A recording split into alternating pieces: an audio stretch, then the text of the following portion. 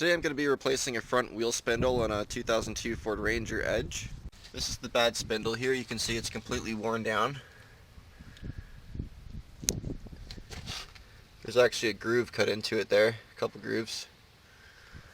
What happened is the bearing failed, it got all chewed up and chewed up the spindle. This is the junkyard part. This has still got the rotor on it and everything. So I'll take the rotor and bearings off, clean this up, and then see if I can get the other one off. Watch my other video on how to replace a wheel bearing in the Ford Ranger to find out how to get to the wheel spindle. I'll start by removing the dust shield.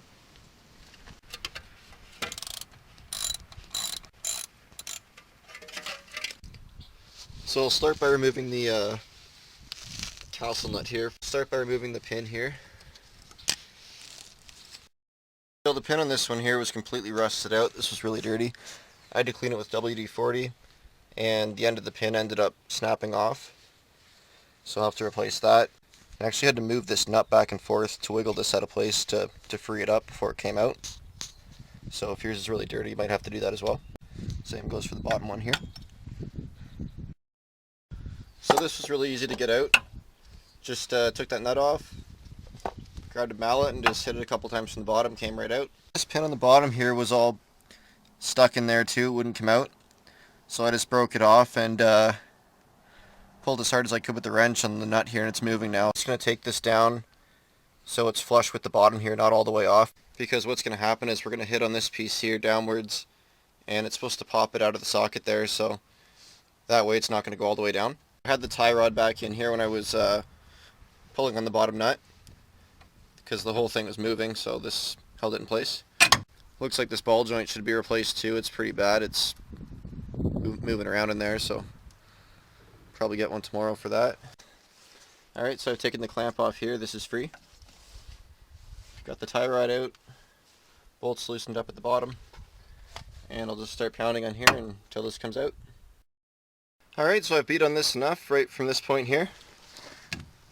And you can see it's come loose. So all we have to do now is just remove this bolt here. Take the nut off, and then this whole thing should come off. So I'll remove this bolt and go from there. Took the nut off first from this side, from the right. Then knocked the bolt out. And I'll see if I can get this apart. Hammering up on this to pop the upper ball joint out. Alright, so that's pretty much out.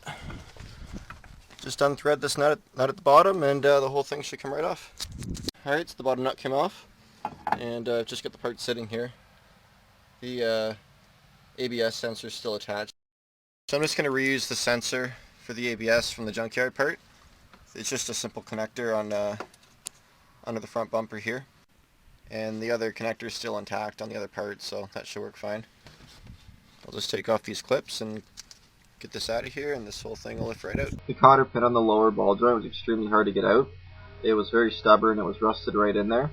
I had to put the old spindle back in place just to hold everything together. I used a drill and a punch and a lot of time, and it finally came out. Here's the old and new parts side by side.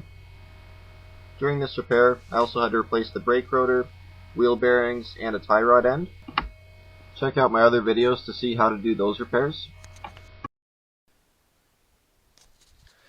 Alright, so the new spindle's ready to go on. Everything's all cleaned up.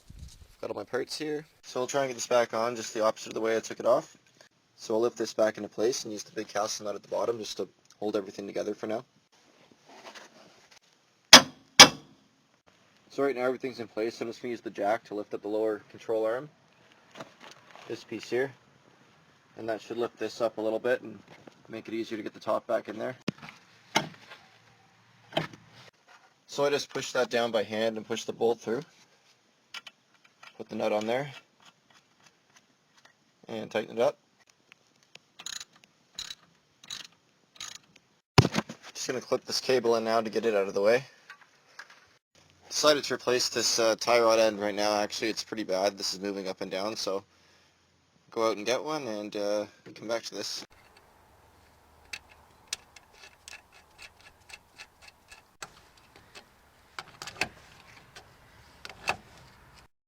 It's as tight as it'll possibly go right there, and that lines up perfectly with the hole. So we'll put the cotter pin in. And I'll just bend this over on the other side with a pair of pliers. I've just snugged up the nut down here as tight as it'll go. And that lines up again with the hole in the bolt there for a cotter pin, so I'll put one in there right now. Do the same thing on this side, bend it over. Alright, dust shield goes back on next, so that's the 3 bolts, 8mm. I've made sure everything's clean. Now I'll get the new brake rotor and bearings and slide that on. Okay, that's slid on there. Next thing's the washer. Next thing is this nut. Then this piece goes on top. And we put a cotter pin right where that lines up there.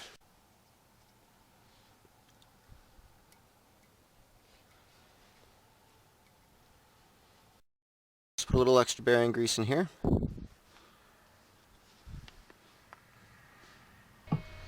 Check out my channel for more Ford Ranger videos and a lot more.